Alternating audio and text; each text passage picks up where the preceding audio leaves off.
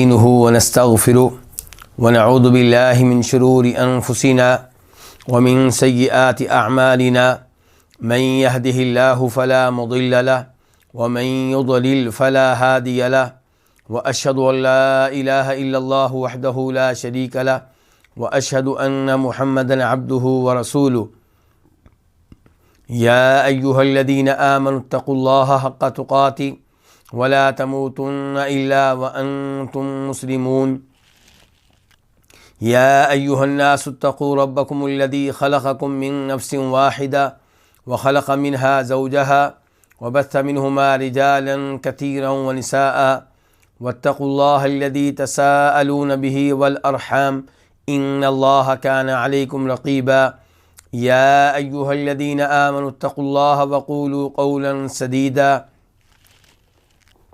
يصلح لكم أعمالكم ويغفر لكم ذنوبكم ومن يطع الله ورسوله فقد فاز فوزا عظيما أما بعد فإن خير الحديث كتاب الله وخير الهدي هدي محمد صلى الله عليه وسلم وشر الأمور محدثاتها وكل محدثة بدعة وكل بدعة ضلالة وكل ضلالة في النار۔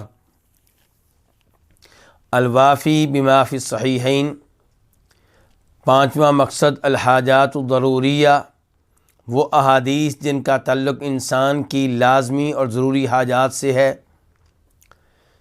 اور اس میں تیسری کتاب کتاب الطب والرؤیا، وہ کتاب جو طب کے بارے میں ہے اور صحت کے مسائل کے بارے میں ہے، خوابوں کے بارے میں ہے، جادو کے بارے میں ہے، اور اس میں تیسری فصل الرؤیا جو صرف ان احادیث کے بارے میں ہے جن کا تعلق خواب سے ہے، اور اس میں چھٹا باب وہ ہے باب رؤى النبی صلی اللہ علیہ وسلم،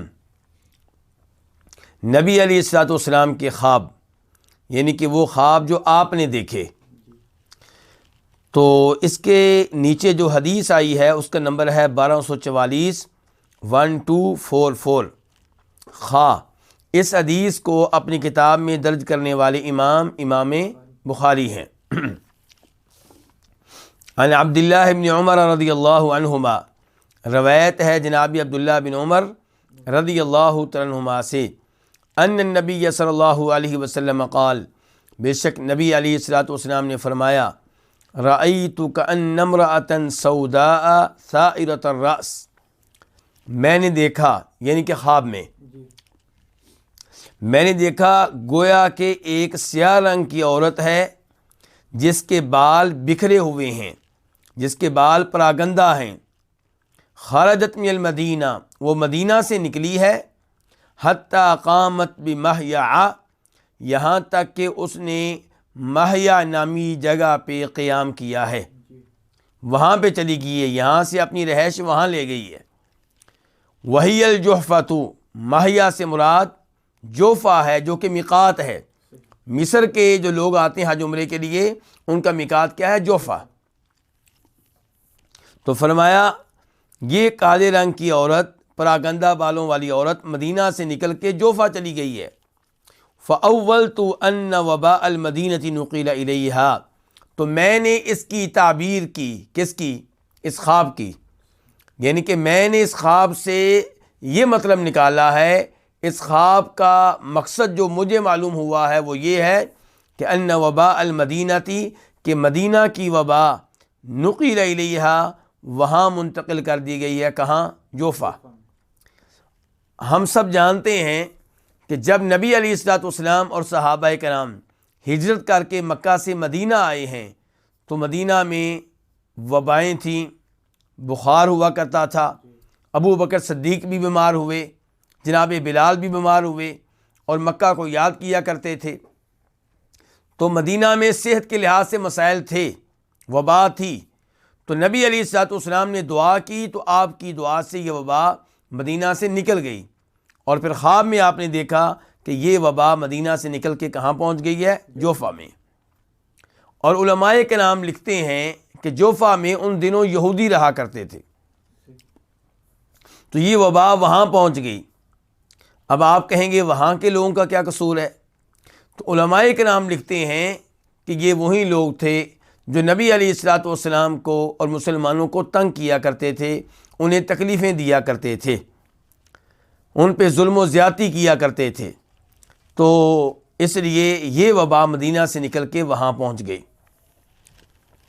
تو بہرحال اس حدیث میں آپ علیہ الصلوۃ والسلام کا خواب بیان ہوا ہے اور اس کی تعبیر بھی خود آپ نے بیان کر دی ہے، اور آپ کی بیان کردہ تعبیر میں کوئی شک و شبہ نہیں ہوا کرتا۔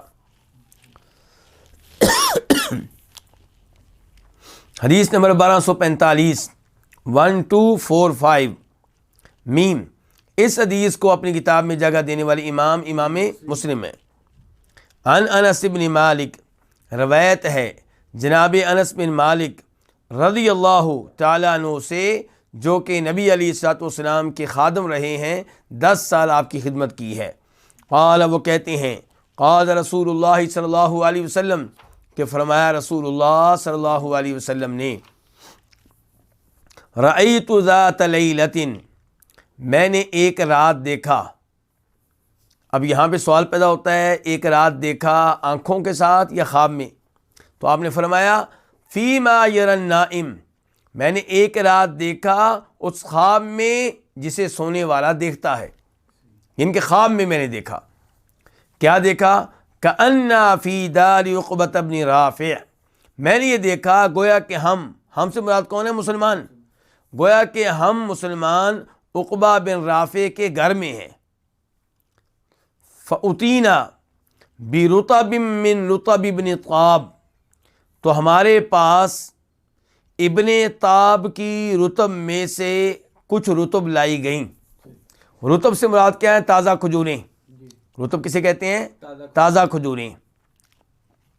جن لوگوں نے عمرہ وغیرہ کیا ہے، انہوں نے مدینہ منورہ مسجد نبوی میں افطاری کے ٹائم تازہ کھجوریں کھائی ہوں گی، وہ بہت مزیدار ہوتی ہیں، تازہ کھجوریں ہوتی ہیں، اور ہمارے ملکوں میں جو عام طور پہ وہاں سے کھجوریں پہنچتی ہیں وہ خشک ہوتی ہیں، تو تازہ کا اپنا ہی لطف ہے۔ تو آپ فرما رہے ہیں کہ ہمارے پاس لائی گئیں تازہ کھجوریں۔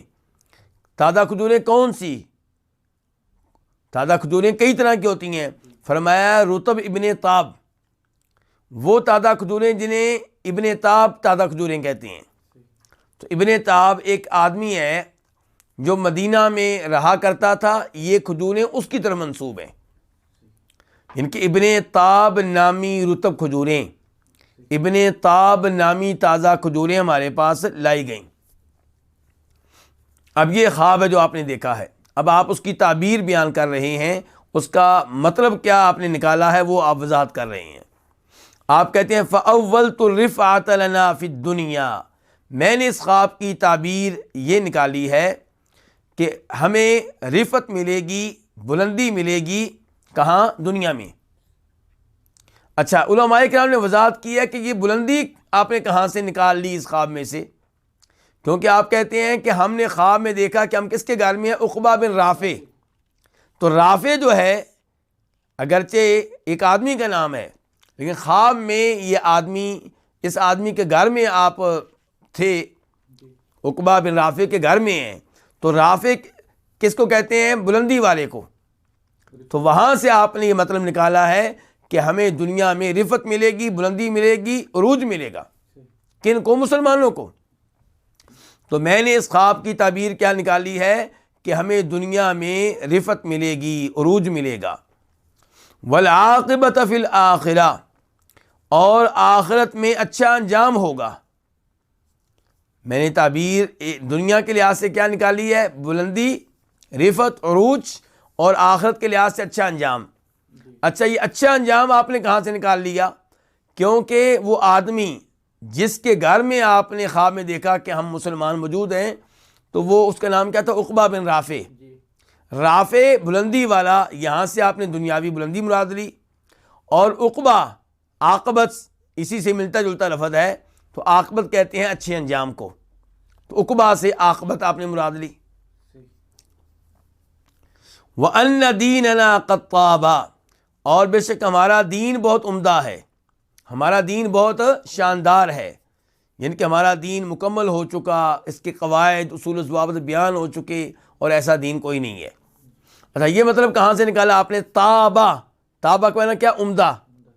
تو کھجوریں جو لائی گئی تھیں وہ کون سی تھیں؟ رطب ابن تاب، رطب ابن تاب، اسی سے مدینہ کا نام ہے طیبہ، تابہ۔ تو تابہ، طیبہ، تاب، اس میں عمدگی کا معنی پایا جاتا ہے۔ تو آپ نے کہا تو ان کھجوروں سے آپ نے مطلب یہ نکالا کہ ہمارا دین کیا ہے؟ قطابہ، بہت عمدہ ہے، بڑا شاندار ہے۔ تو یہ ہیں نبی علیہ الصلوۃ والسلام کے خواب۔ آپ نے کئی خواب دیکھے ہیں، ان میں سے 2 خواب جو ہیں وہ یہاں ذکر کیے گئے ہیں۔ اب ہم بڑھتے ہیں چوتھی کتاب کی طرف، الکتاب الرابع، چوتھی کتاب، اور مقصد 5واں ہی ہے۔ وہ کیا ہے مقصد؟ الحاجات الضروریہ، انسان کی لازمی حاجتیں۔ اب چوتھی کتاب میں کئی فصلیں ہیں۔ تو پہلی الفصل الاول، پہلی فصل کیا ہے؟ پہلے تو چوتھی کتاب کا نام کیا ہے؟ الکتاب الرابع ما جاء فی البیوت۔ چوتھی کتاب ان احادیث کے بارے میں ہے جو گھروں سے تعلق رکھتی ہیں، جن کا تعلق کس سے ہے؟ گھروں سے۔ تو اس میں پہلی فصل، الفصل الاول، الاستئذان، اجازت مانگنا، اجازت لینا۔ اور اس پہلی فصل میں پہلا باب، الاستئذان من اجل البصر، یہ کیا باب ہے کہ اجازت لینا کیوں ہوتا ہے؟ نگاہ کی وجہ سے۔ شریعت نے یہ ادب سکھایا ہے کہ کسی گھر میں جائیں تو داخل ہونے سے پہلے اجازت لیں۔ کیوں؟ تاکہ گھر والوں پہ آپ کی نگاہ نہ پڑے۔ گھر والے نہیں چاہتے کہ آپ انہیں کسی خاص حالت میں دیکھیں، ان کے گھر کی کوئی چیز دیکھیں، ان کے گھر کی کسی لڑکی پہ آپ کی نگاہ پڑے، ان کے گھر کے کسی اور ایسے معاملے پہ آپ کی توجہ جائے جس کے اوپر وہ نہیں چاہتے کہ آپ کی جائے۔ تو اجازت کا سسٹم اسلام نے اسی لیے قائم کیا اجازت لینے کا، تاکہ گھر والوں پہ آپ لوگوں کی نگاہ نہ پڑے۔ حدیث نمبر 1246، 1246 قاف۔ اس حدیث کے بیان کرنے پہ اتفاق ہے کس کا؟ امام بخاری کا اور امام مسلم کا۔ عن سہل بن سعد، روایت ہے جناب سہل بن سعد سے، ان رجلا اطلع من جحر فی دار النبی صلی اللہ علیہ وسلم، کہ ایک آدمی نے نبی علیہ الصلوۃ والسلام کے گھر میں جھانک کر دیکھا۔ کہاں سے؟ من جحر، ایک سوراخ سے۔ اطلاع، جھانک کر دیکھا، من جحر، ایک سوراخ سے۔ کہاں؟ نبی علیہ الصلوۃ والسلام کے گھر میں۔ والنبی صلی اللہ علیہ وسلم یحک رأسہ بالمدراء، جبکہ نبی علیہ الصلوۃ والسلام اپنے سر میں خارش کر رہے تھے، سر کو کھجلا رہے تھے، بالمدراء، کس کے ساتھ؟ لوہے کے کنگے کے ساتھ، یا دوسرا معنی اس کا ہے لکڑی کے کنگے کے ساتھ۔ تو بہرحال لوہے کا کنگا تھا یا لکڑی کا یا کنگی سے ملتی جلتی کوئی چیز تھی، اس کے ساتھ آپ اپنے سر کو کھجلا رہے تھے۔ اور یہاں پہ مسلم شریف کے لفظ ہیں کہ یرجل بہ رأسہ، اس کے ساتھ اپنے سر میں آپ کنگھی کر رہے تھے، اس کنگھی کے ساتھ سر میں کیا کر رہے تھے؟ کنگھی کر رہے تھے۔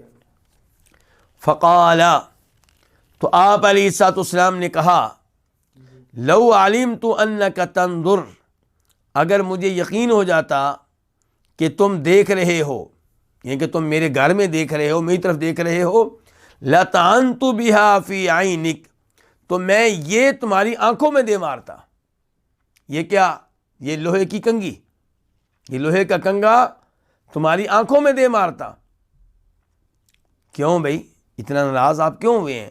فرمایا انما جعل الاذن من قبل الابصار، سوائے اس کے نہیں، اجازت مقرر کی گئی ہے، اجازت لینا یہ مقرر کیا گیا ہے، یہ سسٹم قائم کیا گیا، کیوں؟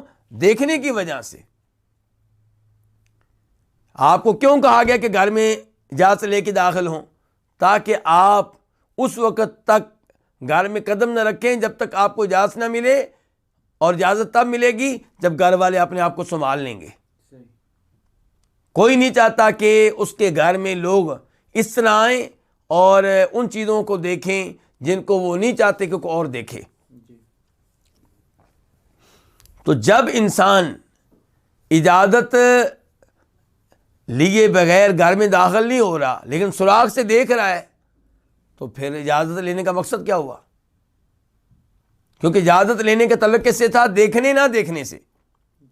جب داخل ہوئے بغیر آپ سوراخوں سے کسی کے گھر میں دیکھ رہے ہیں، چھت کے اوپر سے دیکھ رہے ہیں، دیوار کے اوپر سے دیکھ رہے ہیں، تو پھر تو اجازت لینے کا مقصد فوت ہو گیا، وہ مقصد تو موجود نہ رہا۔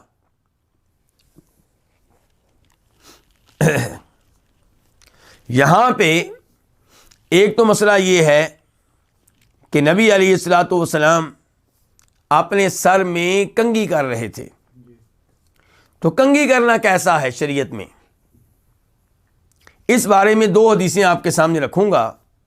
ایک ابو داؤد شریف کی حدیث نمبر ہے 4163 4163، اور اسے شیخ البانی رحمہ اللہ نے صحیح قرار دیا ہے کہ من کان لہ شعر فلیکرمہ، جس کے بال ہوں اپنے بالوں کی کیا کرے؟ تکریم کرے، ان کا خیال رکھے، انہیں سنوار کر رکھے، ان کا اہتمام کرے۔ شیخ البانی نے اس کو صحیح قرار دیا ہے۔ دوسرے نمبر پہ حدیث ہے جسے عبداللہ بن مغفر روایت کرتے ہیں کہ رسول اللہ صلی اللہ علیہ وسلم نے کنگھی کرنے سے منع کیا ہے، الا غبن، مگر یہ کہ آپ کبھی کبھی کریں، ایک دن چھوڑ کے ایک دن کریں۔ یہ حدیث بھی ابو داؤد شریف کی ہے 4159 4159، اور اسے بھی شیخ البانی رحمہ اللہ نے صحیح قرار دیا ہے۔ اب دو حدیثیں ہیں، ایک حدیث ہے کہ بالوں کی کیا کریں؟ بالوں کا اکرام کریں، ان کا اہتمام کریں، ان کا خیال رکھیں، اور دوسرا یہ ہے کہ کنگھی کریں کبھی کبھی، ایک دن چھوڑ کے ایک دن کریں۔ تو ان دونوں میں تطبیق کیسے ہوگی؟ ان دونوں پہ ایک ساتھ عمل کیسے ہوگا؟ اور کیا یہ ایک دوسرے سے متضاد ہیں؟ کیا ہم کہیں گے کہ اسلام میں ٹکراؤ ہے؟ ایسی تعلیمات ہیں جن میں ٹکراؤ پایا جاتا ہے؟ نہیں۔ امام ابن القیم رحمہ اللہ فرماتے ہیں والصواب انہ لا تعارض بینہما، درست بات یہ ہے کہ ان دونوں حدیثوں میں کوئی ٹکراؤ نہیں ہے، کوئی تضاد نہیں ہے۔ کہتے ہیں اس لیے کہ انسان، اسے تعلیمات دی گئی ہیں کہ اپنے بالوں کا اہتمام کرے، اور دوسری حدیث میں مبالغے سے اور حد سے آگے بڑھ جانے سے منع کیا گیا ہے کہ آپ بالوں کو سنبھالنے میں حد سے آگے نکل جائیں۔ تو اس لیے انسان بالوں کا خیال رکھے۔ دوسری جانب ایسا نہیں ہونا چاہیے کہ اس کا اوڑھنا بچھونا صبح و شام ہم اور غم کیا ہو، بالوں کے پیچھے لگا ہوا ہے، بلکہ ایک دن چھوڑ کے ایک دن کنگھی کر لیا کرے۔ تو دونوں حدیثوں کے اوپر عمل کیا جائے گا۔ تو بہرحال اس حدیث سے پتہ چلا کہ کنگھی وغیرہ کر سکتے ہیں۔ اس کے بعد نبی علیہ الصلوۃ والسلام عظیم اخلاق کے مالک تھے، لیکن یہاں پہ آپ ناراض ہوئے ہیں، اور یہ وہ ناراضگی ہے جو بنتی ہے۔ میں یا آپ کوئی بھی نہیں چاہے گا کہ مجھے ایسی حالت میں دیکھا جائے جو غیر مناسب ہے، اور جب انسان اپنے گھر میں ہوتا ہے تو انسان سمجھتا ہے کہ اب میں سیو ہوں، اب مجھے کوئی ایسا آدمی دیکھنے والا نہیں ہے جس کا دیکھنا مجھے پسند نہ ہو، میں ہوں یا میری وائف ہے۔ تو انسان کی 100 حالتیں ہوتی ہیں۔ ہو سکتا ہے آپ نے قمیض اتاری ہوئی ہو سکتا ہے آپ کی داڑھی پہ مہندی لگائی جا رہی ہو سکتا ہے کہ آپ اس وقت ایسی حالت میں سوئے ہوئے ہوں کہ آپ نہیں چاہتے کوئی آپ کو دیکھے۔ اور ہو سکتا ہے انسان اگر شادی شدہ ہے تو اپنی وائف کے ساتھ لیٹا ہوا ہو. تو اس لیے شریعت نے کہا ہے کہ جب آپ کسی کے گھر میں جائیں تو اجازت لے کر جائیں, اجازت ملے تب داخل ہوں, ورنہ واپس چلے جائیں. تو اگر اجازت نہیں ملی یا اجازت ملنے سے پہلے ہی آپ سوراخوں سے جھانک کر دیکھ رہے ہیں تو پھر شریعت کا نظام تو آپ نے خراب کر دیا. شریعت نے جو نظام قائم کیا تھا اس کا آپ نے خیال نہیں رکھا, تو اس لیے آپ ناراض ہوئے ہیں.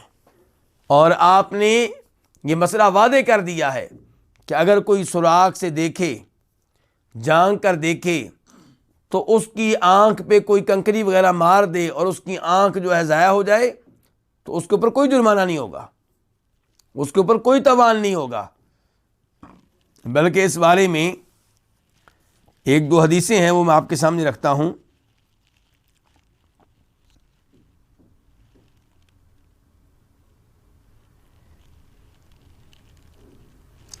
یہ مسلم شریف کی حدیث ہے 2158 2158.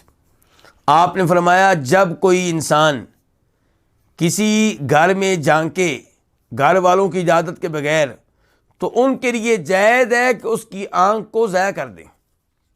ان کے کنکری ماریں, کوئی چیز ماریں اور اس کی آنکھ ضائع ہو جائے تو ان کے اوپر کچھ نہیں ہوگا. آپ اس سے اندازہ کریں کہ شریعت کس قدر ہماری پرائیویسی کا خیال رکھتی ہے. ہمارا دین کتنا عظیم دین ہے آپ اندازہ لگا سکتے ہیں.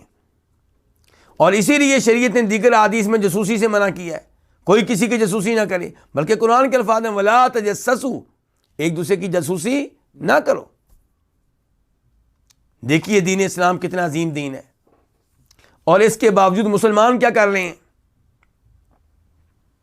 آپ یوٹیوب میں جا کے کلپ دیکھیں, کوئی آدمی اپنی بیوی کے ساتھ بیٹھا ہوا ہے تو کسی نے کلپ بنا کے یوٹیوب پہ چڑھا دیا ہے. کوئی آدمی اپنی کسی وائف کے ساتھ گفتگو کر رہا ہے تو وہ اس کا کلپ جو ہے یوٹیوب پہ پہنچا ہوا ہے. آج لوگ ایک دوسرے کے گھروں میں خفیہ کیمرے لگا رہے ہیں. مسلمان ممالک کے ہوٹلوں میں رومز کے اندر خفیہ کیمرے لگائے جاتے ہیں, میاں بیوی وہاں پہ آ کے رہائش اختیار کرتے ہیں اور خفیہ کیمروں سے ساری ریکارڈنگ ہو رہی ہوتی ہے. پھر ایک دوسرے کا موبائل چیک کرنا, یہ کیا دیکھتا ہے, کون کون سی ویب سائٹس میں داخل ہوتا ہے. یہ مسلمان یہ کام کر رہے ہیں, جبکہ دین اسلام سب سے بڑھ کر ان چیزوں کا مخالف ہے. اور پھر یہ تو میں نے مثالیں دی تھی جائز کاموں کی. اب مثال کے طور پہ کوئی آدمی ناجائز کام کر رہا ہے تو کیا میرے لیے جائز ہے کہ میں کلپ بنا کے یوٹیوب پہ چڑھا دوں؟ مجھے حکم دیا گیا پردہ ڈالنے کا, نہ یہ کہ مسلمان کو میں ذلیل و رسوا کروں.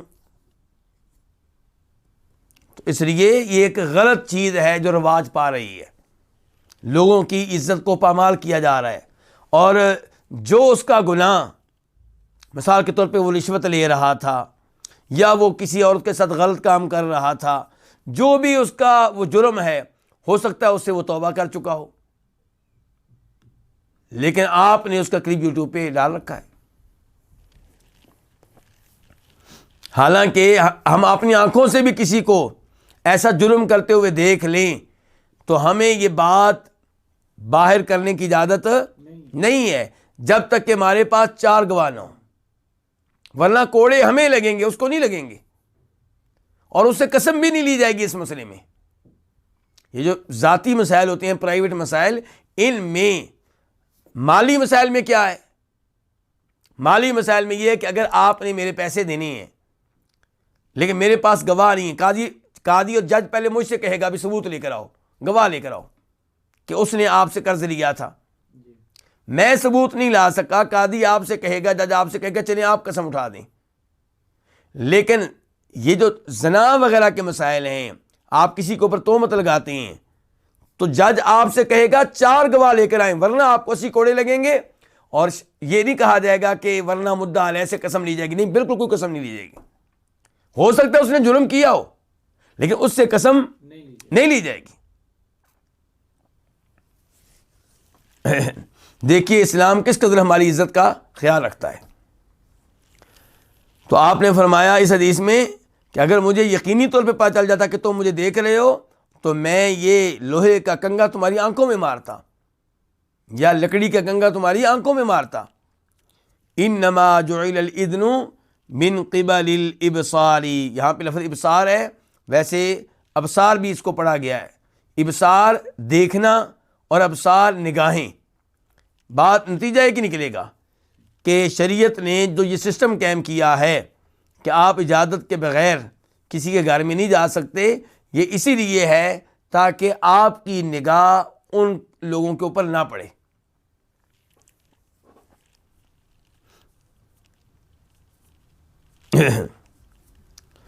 اس کے بعد حدیث نمبر باب نمبر 2، باب الاستئذان ثلاثا، اجازت 3 بار لی جائے گی۔ پہلی بار اجازت مانگیں، اجازت نہیں ملی، تھوڑی دیر کے بعد دوبارہ آپ اجازت مانگ سکتے ہیں، پھر نہیں ملی، پھر آپ تیسری بار مانگ سکتے ہیں، پھر کوئی آواز نہیں آئی، کوئی بولنے والا نہیں اندر سے، کوئی آپ کو اجازت دینے والا نہیں ہے۔ 3 بار آپ نے اجازت مانگی، اندر سے کوئی آواز نہیں آ رہی، آپ کو اجازت نہیں دی جا رہی، تو آپ واپس چلے جائیں۔ یہ نہیں کہ آپ کہیں میں نے 3 دفعہ اجازت مانگی ہے پھر میں داخل ہو گیا، نہیں، 3 دفعہ اجازت مانگی نہیں ملی، اب آپ واپس چلے جائیں۔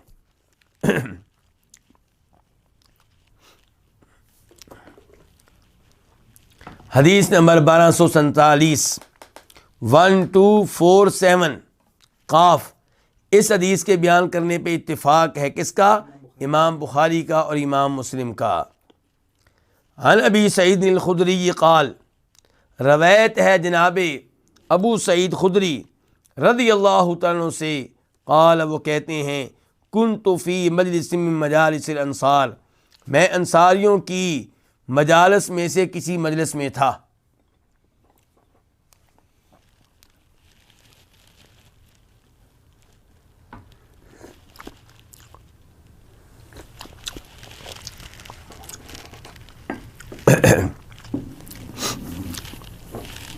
ابو سعید خدری روایت کر رہے ہیں جن کا نام ہے سعد بن مالک، وہ کہتے ہیں کہ میں انصاریوں کی مجالس میں سے کسی مجلس میں تھا۔ اذ جاء ابو موسیٰ، تب کون آئے؟ ابو موسیٰ آئے، ابو موسیٰ اشعری جن کا نام کیا؟ عبداللہ بن قیس، وہ بھی صحابی، یہ بھی صحابی۔ کہتے ہیں ابو موسیٰ آئے، کأنہ مذعور، گویا کہ وہ گھبرائے ہوئے ہیں، خوف زدہ ہیں، ڈرے ہوئے ہیں۔ یعنی کہ جب آئے ہیں ان کی حالت یہ تھی کہ جیسے خوف زدہ ہوں، پریشان ہوں، گھبرائے ہوئے ہوں، سہمے ہوئے ہوں۔ فقال، تو کہنے لگے، استأذنت علی عمر ثلاثا، میں نے عمر سے 3 بار اجازت مانگی، یعنی کہ میں عمر فاروق کے پاس گیا اور 3 بار اجازت مانگی، لیکن مجھے اجازت نہیں دی گئی۔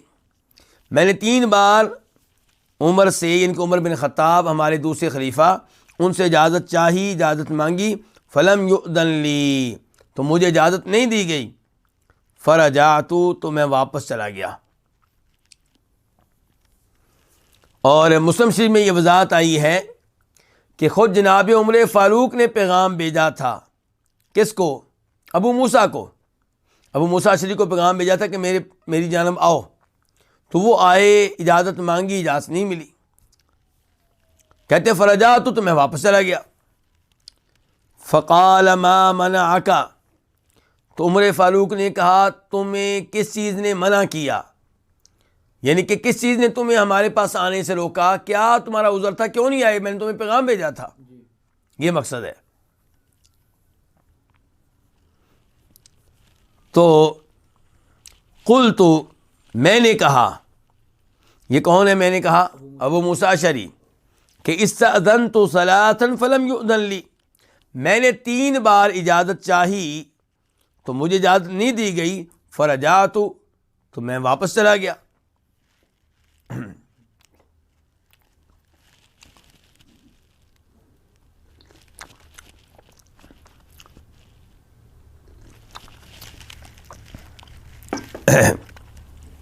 وقال رسول اللہ صلی اللہ علیہ وسلم، اور فرمایا ہے نبی علیہ الصلوۃ والسلام نے، یہ کون کہہ رہے ہیں؟ ابو موسیٰ اشعری. کس سے؟ جناب عمر سے. جناب عمر کو جواب دے رہے ہیں، جواب جاری ہے. جن کے بتایا کہ میں نے 3 بار اجازت مانگی، مجھے اجازت نہیں دی گئی، میں واپس چلا گیا، اور پھر حدیث کا حوالہ دیا. کہنے لگے کہ فرمایا رسول اللہ صلی اللہ علیہ وسلم نے اذا استأذن احدکم ثلاثا، جب تم میں سے کوئی اجازت مانگے 3 بار، فلم یؤذن لہ، تو اسے اجازت نہ دی جائے، فلیرجع، پس چاہیے کہ واپس چلا جائے. اچھا ہمارا اصول کیا ہے؟ ہمارا اصول یہ ہے کہ یہ 3 دفعہ اجازت مانگی، نہیں ملی، میں اس لیے اندر آ گیا. شریعت کیا کہتی ہے؟ 3 بار اجازت مانگے، نہ ملے تو کیا کریں؟ واپس چلے. اور اس کا دوسرا مطلب کیا کہ ناراض بھی نہ ہوں، چاہے گھر والے آپ کی آواز سن رہے ہوں لیکن آپ کو جواب نہیں دے رہے. اس کا مطلب یہ ہے کہ وہ نہیں چاہتے کہ اس وقت آپ ان کے پاس آئیں. چاہے چچا کا گھر ہو، چاہے ماموں کا گھر ہو، چاہے خالہ کا گھر ہو، چاہے پھپھو کا گھر ہو، چاہے پڑوسیوں کا گھر ہو، چاہے دوستوں کا گھر ہو.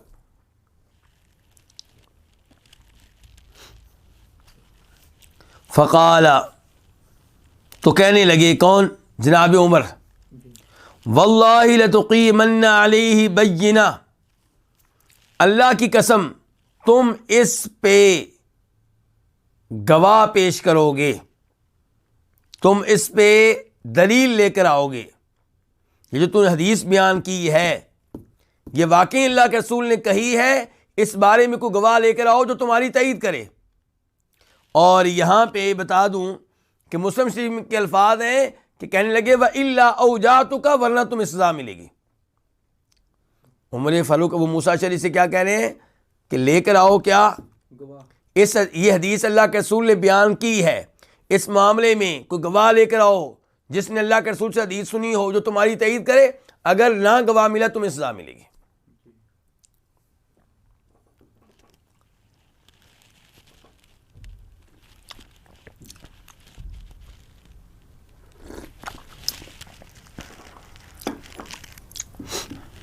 اس سے کیا پتہ چلا کہ اگر کوئی نبی علیہ الصلوۃ والسلام کی طرف ایسی بات منسوب کرے جو ثابت نہ ہو سکے تو اس کو سزا دینی چاہیے نہیں دینی چاہیے؟ دینی چاہیے. لیکن کون دے گا؟ میں اور آپ نہیں دے سکتے، حکومت کا کام ہے. لیکن یہ پتہ چل گیا کہ اس کو سزا ملنی چاہیے. تو جو لوگ من گھڑت روایتیں بیان کرتے ہیں اپنے خطبوں میں، اپنی تقریروں میں، اپنے درس میں، اور کہہ رہے ہوتے ہیں کہ اللہ کے رسول نے فرمایا، تو ایسے لوگوں کو سزا دینی چاہیے. لیکن بہرحال یہ کام میں اور آپ تو نہیں کریں گے، کون کرے گی؟ حکومت کا کام ہے. میں کن کا تذکرہ کر رہا ہوں؟ جو من گھڑت روایتیں بیان کرتے ہیں. البتہ جو ضعیف بیان کرتے ہیں ہم ان کے بارے میں یہ نہیں کہتے کہ ان کو سزا ملے، لیکن ان کو بھی وارننگ دینی چاہیے، کیونکہ تم ضعیف روایت بیان کر رہے ہو جس کے بارے میں یقین نہیں ہو سکا کہ اللہ کے رسول نے کہی ہے. نسبت کمزور ہے، ان کے بات منسوب کی گئی اللہ کے رسول کی طرف، لیکن نسبت کیا ہے؟ کمزور ہے. لیکن جو وہ روایتیں بیان کریں جو من گھڑت ہیں اس کے اوپر تو باقاعدہ سزا ملنی چاہیے. مثال کے طور پہ کہ مکہ میں ایک بڑھیا تھی جو نبی علیہ الصلوۃ والسلام کے اوپر کیا پھینکا کرتی تھی؟ کوڑا پھینکا کرتی تھی. مثال کے طور پہ علم حاصل کرو چاہے چین جانا پڑے، چاہے چین جانا پڑے، اللہ کے رسول کے الفاظ نہیں ہیں صلی اللہ علیہ وسلم. اور اس طرح کی کئی ایک من گھڑت روایتیں ہیں.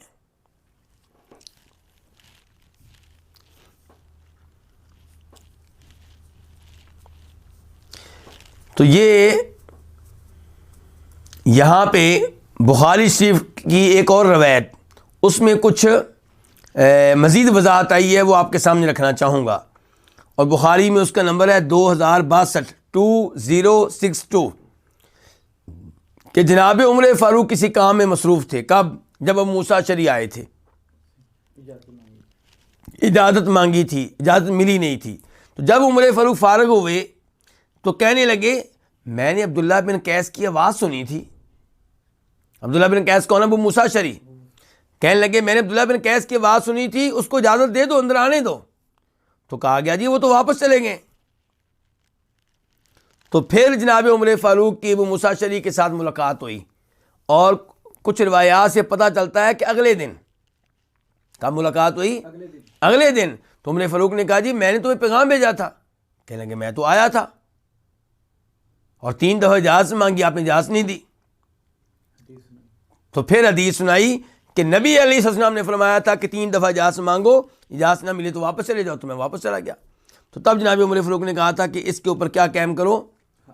گواہ لے کر آؤ، گواہ لے کر آؤ جو تمہاری اس معاملے میں کیا کریں؟ تائید کریں۔ اچھا، یہ جو گفتگو ہے ابو موسیٰ اشعری کی کہ عمر فاروق کے پاس میں گیا، انہوں نے اجازت نہیں دی، پھر مجھ سے ملے تو مجھے کہا کہ یہ حدیث جو تم بیان کر رہے ہو اس کے اوپر گواہ لے کر آؤ، یہ باتیں ابو موسیٰ اشعری کہاں بتا رہے ہیں؟ انصاریوں کی مجلس میں۔ یہ حدیث کے راوی کون؟ ابو سعید خدری۔ وہ کہہ رہے ہیں نا کہ میں انصاریوں کی ایک مجلس میں بیٹھا ہوا تو ابو موسیٰ اشعری آئے، گھبرائے ہوئے تھے، تو انہوں نے وہاں پہ آ کے یہ کہا تھا۔ اصل میں وہ تلاش کر رہے تھے کیا؟ کوئی ایسا آدمی جس نے یہ حدیث اللہ کے رسول سے سنی ہو اور وہ ابو موسیٰ اشعری کی تائید کرے عمر فاروق کے پاس جا کے، تاکہ ابو موسیٰ اشعری سزا سے بچ جائیں۔ یہ مقصد ہے، انصاریوں کی مجلس میں اس لیے آئے ہیں۔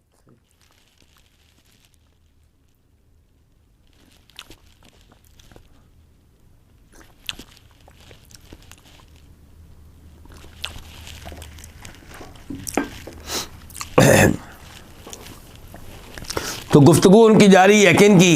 ابو موسیٰ اشعری کی۔ کہتے ہیں امنکم احد سمعہ من النبی صلی اللہ علیہ وسلم، کیا تم میں کوئی ایسا ہے جس نے یہ حدیث نبی علیہ الصلوۃ والسلام سے سن رکھی ہو؟ فقال ابی بن کعب، تو ابی بن کعب نے کہا رضی اللہ تعالیٰ عنہ، یہ بھی صحابی ہیں، واللہ لا یقوم معک الا اصغر القوم، اللہ کی قسم تمہارے ساتھ نہیں جائے گا مگر ان لوگوں میں سے وہ جو سب سے کم عمر ہے۔ کیا مطلب ہے؟ کہ یہ حدیث اتنی عام ہے، اسے ہمارا بچہ بچہ جانتا ہے، تو ہم اس معاملے میں تمہاری تائید کے لیے کسی بڑے آدمی کو نہیں بھیجیں گے، اس کو بھیجیں گے جو سب سے چھوٹا ہے۔ اور وہ کون تھے؟ یہ ابو سعید خدری، ابو سعید خدری تھے۔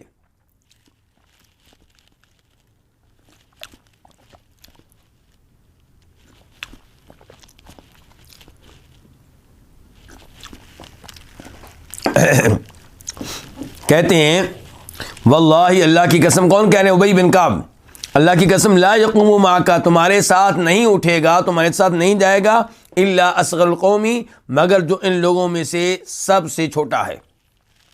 فکنت اصغر القومی، ابو سعید خدری کہتے ہیں تو میں ان لوگوں میں سے سب سے چھوٹا تھا۔ فقمت معہ، تو میں ان کے ساتھ گیا، ان کے ساتھ اٹھا۔ کن کے ساتھ گیا؟ ابو موسیٰ اشعری کے ساتھ۔ فاخبرت عمر، تو میں نے عمر فاروق کو بتایا، ان النبی صلی اللہ علیہ وسلم قال ذلک، کہ نبی علیہ الصلوۃ والسلام نے یہ الفاظ کہے ہیں، یہ حدیث بیان کی ہے۔ یہ حدیث بڑی عظیم حدیث ہے، بلکہ اس کا کچھ اور حصہ ہے، وہ بھی میں پڑھ لوں، اس کے بعد میں آپ کے ساتھ وہ مسائل شیئر کروں گا جو ہمیں اس حدیث سے معلوم ہو رہے ہیں۔ وفی روایت لہما، اور ان دونوں کی ایک روایت میں ہے، کن دونوں کی ایک روایت میں ہے؟ بخاری مسلم کی، کہ فقال عمر، تو جناب عمر فاروق کہنے لگے، اخفی ھذا علی من امر رسول اللہ صلی اللہ علیہ وسلم، کیا نبی علیہ الصلوۃ والسلام کے امور میں سے یہ امر مجھ سے مخفی رہ گیا ہے؟ نبی علیہ السلام کے امور میں سے یہ امر مجھ سے مخفی رہ گیا، پوشیدہ رہ گیا؟ سوالی انداز میں کہہ رہے ہیں، پھر جواب دیتے ہیں خود ہی، الہان الصفق بالاسواق، بازاروں میں سودوں نے، بازار کے معاہدوں نے، بازار کے کاروبار نے مجھے مشغول کر دیا، یعنی مراد دے رہے تھے الخروج الی التجارہ، تجارت کے لیے نکل جانے نے، یہ کہ چونکہ کاروبار کے لیے میں نکلتا رہا ہوں، مارکیٹ میں جاتا رہا ہوں، تو شاید اس لیے یہ حدیث مجھ سے رہ گئی ہے، میرے علم میں شاید یہ حدیث اس لیے نہیں تھی۔ وجہ بتا رہے ہیں کہ یہ حدیث میرے پاس کیوں نہیں تھی۔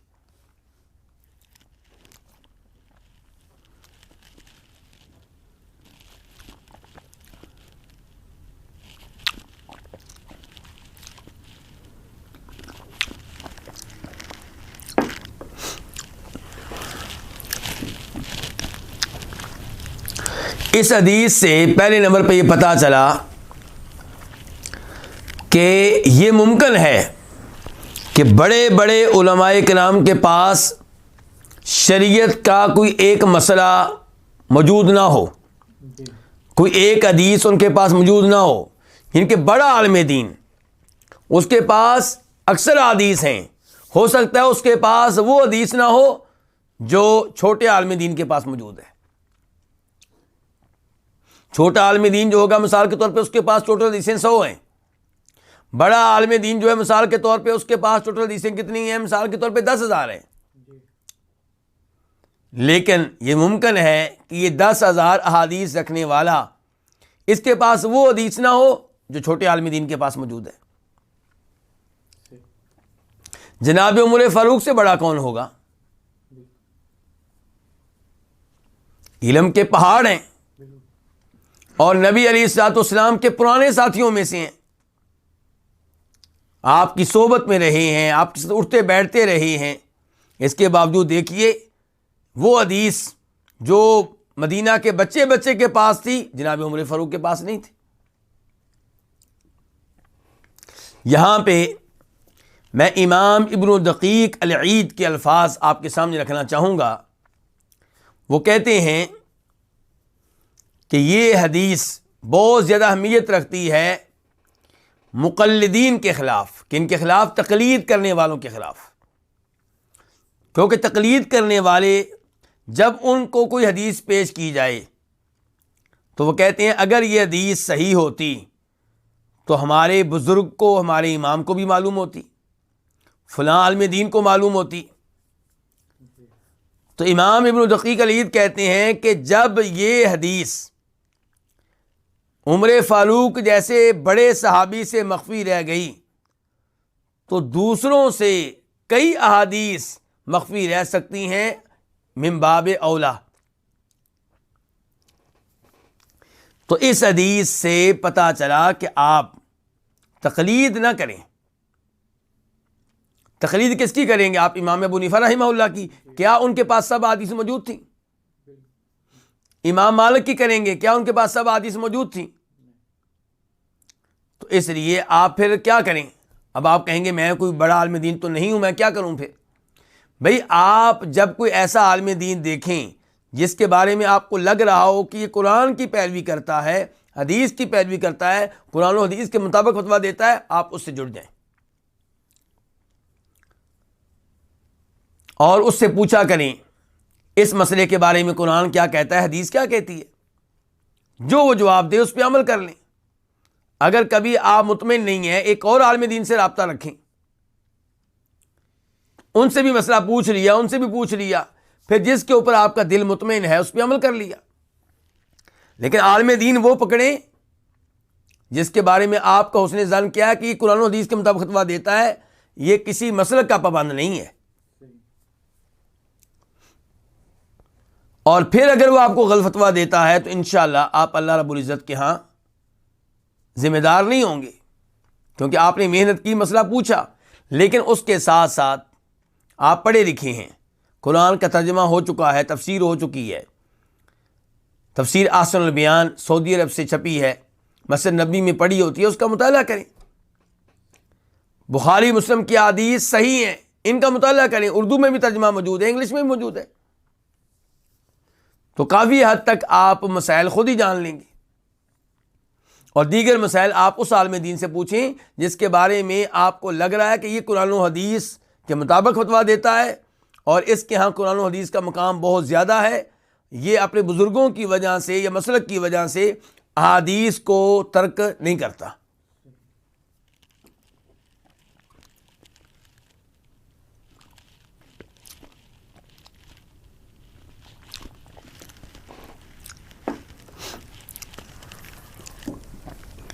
تو ایک مسئلہ تو اس سے یہ معلوم ہوا کہ بڑے بڑے علماء کرام سے کوئی نہ کوئی بات مخفی رہ سکتی ہے، بلکہ جناب عمر فاروق کی تو ایک اور مثال بھی موجود ہے۔ کون سی؟ جب نبی علیہ السلام فوت ہوئے ہیں تو عمر فاروق کیا کہہ رہے تھے کہ فوت نہیں ہوئے، اور جو کہے گا آپ فوت ہوئے میں اس کی گردن اتار دوں گا۔ تو پھر ابو بکر صدیق تشریف لائے، ممبر پہ کھڑے ہو کے خطبہ پڑھا، اور خطبے میں وہ آیتیں پڑھیں جن آیتوں میں آپ کے فوت ہونے کا تذکرہ ہے۔ وہ آیتیں سنی تو عمر فاروق مان گئے، اور کہا کرتے تھے مجھے یوں لگا کہ جیسے یہ آیتیں ابھی نازل ہو رہی ہیں۔ اس کا مطلب یہ ہے کہ یہ آیتیں ان کو معلوم نہیں تھیں، یا معلوم تھیں مصیبت کی وجہ سے ذہن سے نکل گئی۔ اللہ کے رسول کا فوت ہونا بہت بڑی پریشانی ہے، اس وجہ سے ان کی ذہن سے نکل گئی۔ تیسری مثال لیجئے، جب طاعون کا مسئلہ تھا، شام میں جانا ہے کہ نہیں جانا، مشورہ کیا کن سے؟ مہاجرین سے، انصاریوں سے، آخر میں مسلمان ہونے والے صحابہ کرام سے، لیکن حدیث کسی کے پاس بھی نہیں تھی۔ آخر میں عبد الرحمن بن عوف آئے تو انہوں نے حدیث بتائی۔ اس لیے تقلید کرنے والے ہمارے بھائی تقلید کے معاملے میں غلطی پہ ہیں۔ آپ قرآن و حدیث کی پیروی کریں، اور جہاں پہ کوئی مسئلہ قرآن و حدیث سے نہ ملے وہاں پہ آپ کسی عالم دین سے مسئلہ پوچھ لیں۔ لوگ کہتے ہیں نہیں جی ہمارے بزرگوں نے قرآن و حدیث کا نچوڑ نکال لیا ہے۔ بھئی نچوڑ انہوں نے اردو میں تو نہیں نکالا، کس زبان میں نکالا ہے؟ عربی میں نکالا ہے۔ تو آپ کو تو عربی آتی نہیں، آپ کو کون بتائے گا نچوڑ کس نے نکالا ہے؟ اور کوئی نہ کوئی عالم دین ہی بتائے گا نا۔ تو عالم دین سے آپ یہ کیوں نہیں پوچھ لیتے کہ اللہ نے کیا کہا ہے اس مسئلے میں، قرآن نے کیا کہا ہے اس مسئلے میں، اللہ کے رسول نے کیا کہا ہے اس مسئلے میں صلی اللہ علیہ وسلم، اور آپ نے کلمہ اللہ کے رسول کا پڑھا ہے۔ روز قیامت جب آپ کہیں گے میں نے اللہ کے رسول کی حدیث پہ عمل کیا یا مجھے بتائی گئی تھی، تو انشاءاللہ اللہ رب العزت آپ کا عذر قبول کر لیں گے۔ لیکن اگر آپ بعد میں آنے والے بزرگوں کی تقلید کرنے لگ گئے تو کیا قبر میں آپ کا جواب مان لیا جائے گا کہ چونکہ میں نے فلاں امام کی تقلید کی تھی اس لیے مجھ سے غلطی ہوئی؟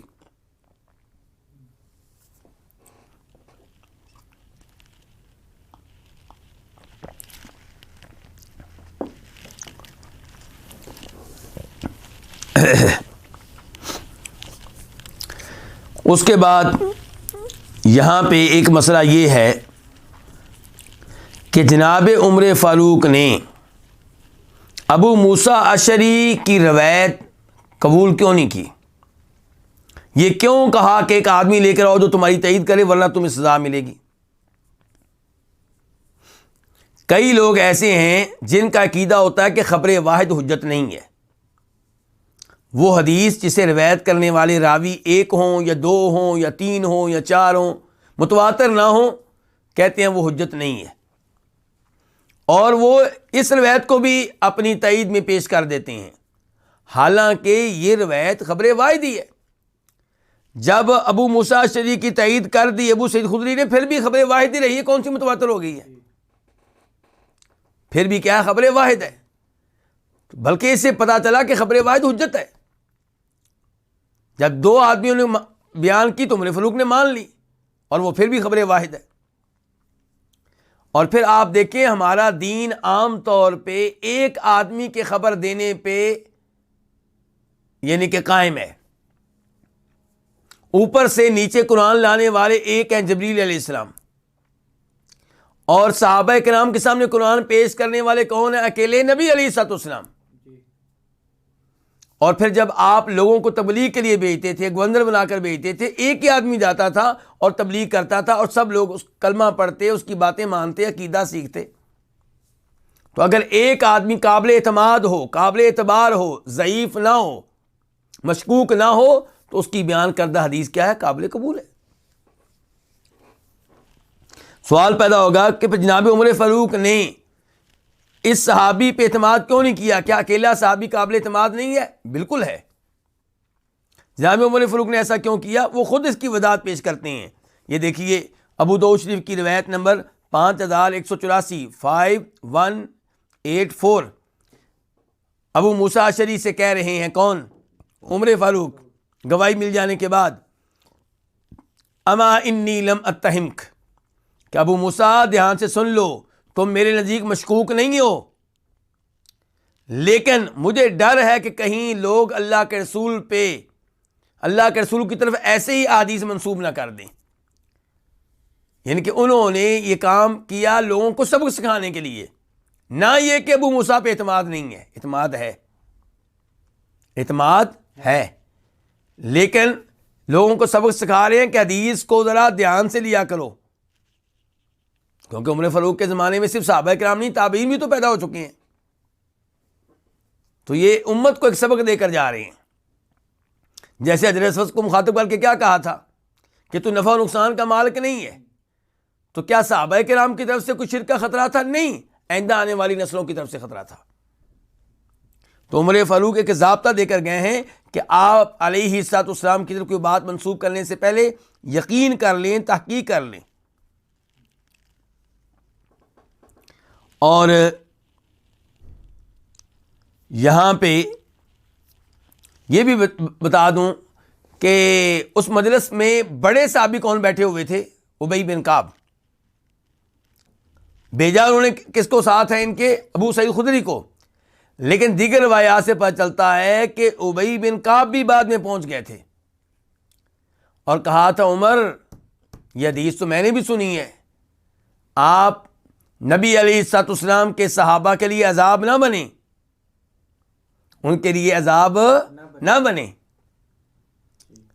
تو عمر فاروق نے کہا تھا نہیں ایسی بات نہیں ہے، میرے ہاں نزدیک مشکوک نہیں ہے، لیکن میں چاہتا ہوں کہ نبی علیہ السلام کی احادیث کے معاملے میں کیا کی جائے؟ احتیاط کی جائے.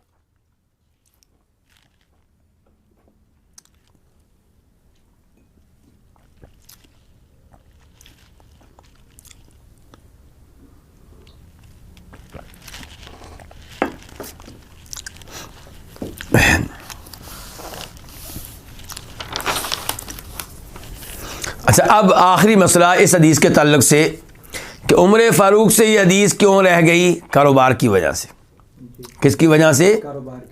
ایک تو پتہ چلا کہ کاروبار کرنا جائز ہے، صحابہ کرام آپ علیہ السلام کے زمانے میں کاروبار کرتے رہے، عمر فاروق کرتے رہے، اسی لیے تو حدیث رہ گئی تھی.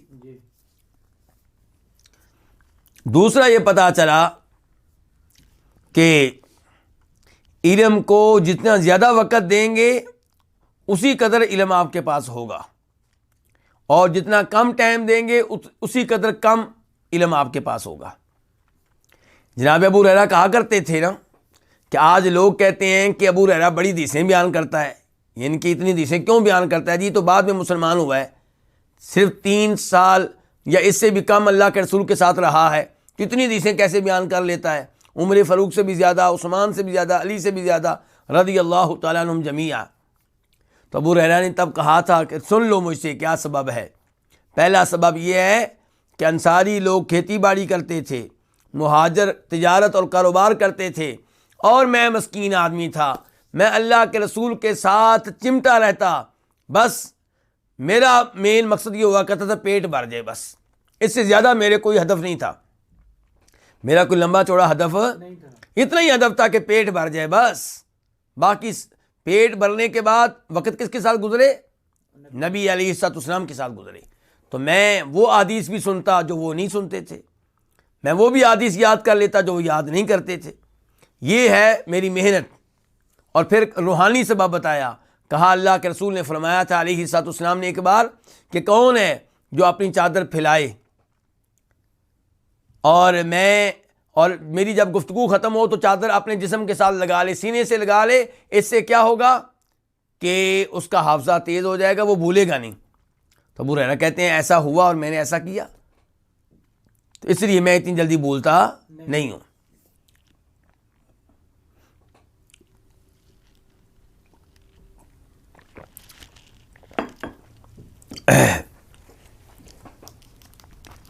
اس کے بعد باب نمبر 3، باب کراہت قول المستأذن انا، اجازت لینے والے کا یہ کہنا کہ میں یہ ناپسندیدہ ہے.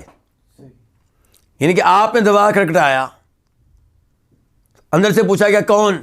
آپ کیا کہتے ہیں؟ میں ہوں۔ یہ بھی میں کون، میں بتائیں کون، اپنا نام لیں، یہ مطلب ہے۔ تو باب کیا ہے؟ اجازت لینے والے کا یہ کہنا کہ میں، یہ کیا ہے؟ یہ مکروہ ہے۔ حدیث نمبر 1248 1248 قاف، اس حدیث کے بیان کرنے پہ اتفاق ہے کس کا؟ امام بخاری کا اور امام مسلم کا۔ عن جابر رضی اللہ عنہ، روایت ہے کس سے؟ جابر بن عبداللہ رضی اللہ عنہما سے۔ قال، وہ کہتے ہیں اتیت النبی صلی اللہ علیہ وسلم فی دین کان علی ابی، میں نبی علیہ الصلوۃ والسلام کے پاس آیا اس قرض کے سلسلے میں جو میرے باپ کے ذمے تھا۔ جناب جابر کے والد فوت ہو گئے تھے، احد کی لڑائی میں شہید ہوئے ہیں، اور ان کے ذمے قرض تھا۔ تو اب جناب جابر قرض اتارنے کے معاملے میں پریشان ہیں، تو اس مسئلے میں آپ کے پاس آئے تھے۔ کہتے ہیں فدققت الباب، میں نے دروازہ کھٹکھٹایا، فقال، تو آپ نے کہا من ذا، یہ کون ہے؟ آپ نے کہا یہ کون ہے، یہ کون دروازہ کھٹکھٹا رہا ہے؟ فقلت انا، تو میں نے کہا میں۔ فقال، تو آپ نے کہا انا میں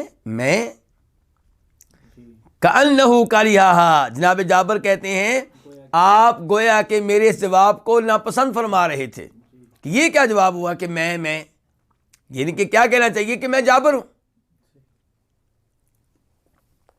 تو بہرحال اس سے پتہ چلا کہ جب آپ کسی کے گھر جائیں، دروازہ کھٹکھٹائیں، پوچھا جائے کون، تو کیا کہیں؟ اپنا نام بتائیں۔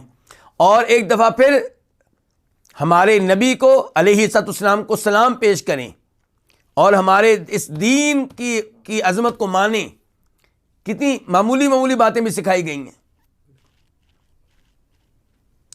کتنی بار اجازت لینی ہے، اور اجازت لینے کا مقصد کیوں ہے؟ تاکہ آپ کی نگاہ نہ پڑے، جاسوسی سے روکنا، پرائیویسی کا خیال رکھنا، اور بتانا کہ جواب آپ نے کیسے دینا ہے۔ جب پوچھا جائے کون، تو نام لیں، یہ نہ کہیں کہ میں۔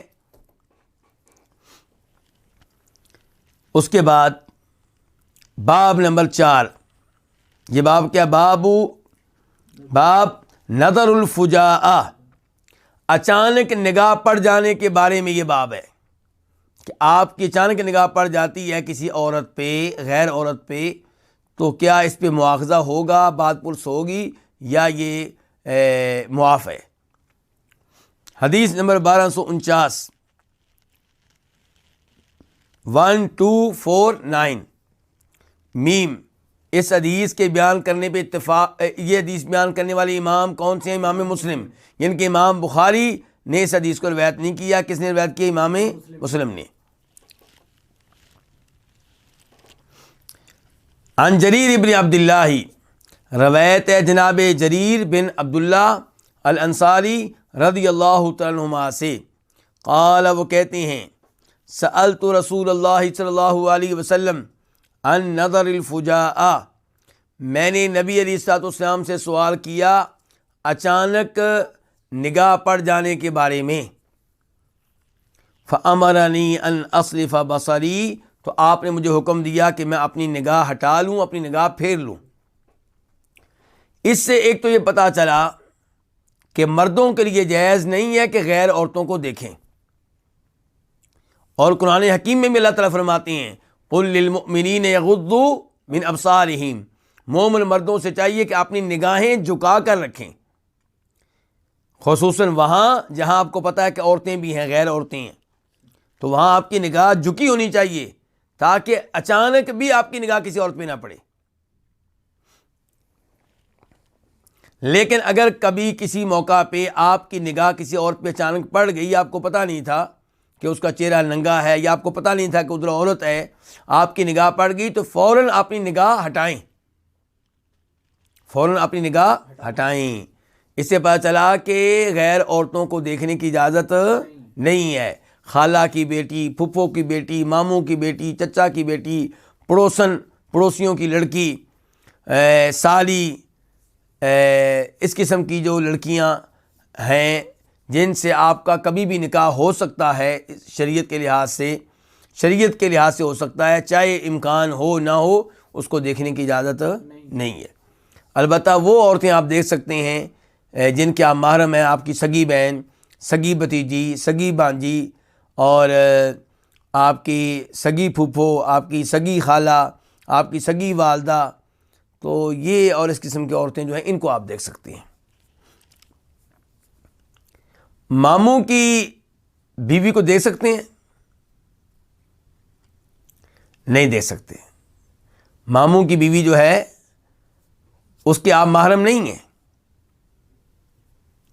چچا کی بیوی، اسے بھی آپ نہیں دیکھ سکتے۔ چچا کی بیوی جو ہے اس کے آپ محرم نہیں ہیں۔ جی ہاں۔ تو اب ہم بڑھتے ہیں فصل ثانی کی طرف۔ الفصل الثانی بناء البیوت، یہ کس بارے میں ہے؟ گھر بنانے کے بارے میں، اور یہ ہے گھروں میں جو بستر ہیں یا بچھونے ہیں، جو چیزیں بچھانی ہیں ان کے بارے میں، اور یہ فصل ہے گھر میں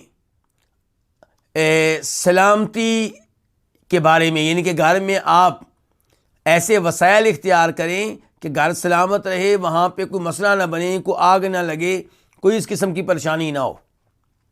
تو گھروں کو سلامت رکھنا، محفوظ رکھنا، سیو رکھنا مصائب سے، آگ سے، پریشانیوں سے، اس کے بارے میں باب ہے، اور گھروں میں جو بستر رکھے جائیں گے ان کے بارے میں باب ہے، اور گھر بنانے کے بارے میں باب ہے۔ تو یہ فصل ہے، اور یعنی کہ یہ فصل ثانی ہے۔ فصل ثانی کیا ہے؟ گھر بنانے کے بارے میں، گھروں کے بستروں کے بارے میں، اور گھروں کو سلامت رکھنے کے بارے میں۔ اور اس کے بعد ہے پہلا باب ما جاء فی البناء۔ پہلا باب کس کے بارے میں ہے؟ باب ہے اس کے بارے میں جو آیا ہے عمارت بنانے کے بارے میں۔ شریعت نے عمارت بنانے کے بارے میں کیا کہا ہے؟